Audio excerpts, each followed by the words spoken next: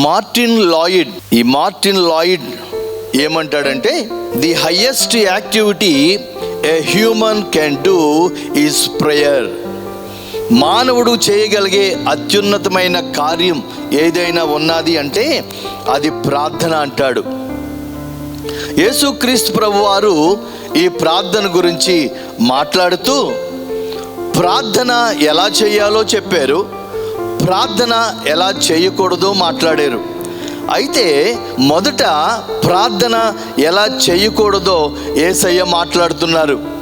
యేసయ్య అంటాడు, మీరు వేషధారుల వలె ప్రార్థించకండి, వ్యర్థమైన మాటలు చెప్పకండి, మనుషులు కనబడవలనని ప్రార్థన చేయకండి.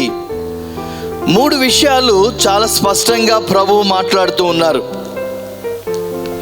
వేషధారి ప్రార్థన వద్దంటున్నాడు, వ్యర్థమైన మాటలు మాట్లాడొద్దంటున్నాడు, ఇతరులకు కనబడవలనని మీరు ప్రార్థన చేయొద్దు అంటున్నాడు.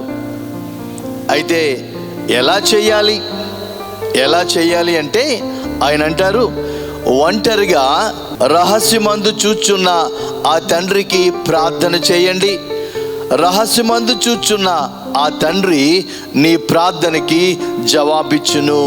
హల్లెలూయా.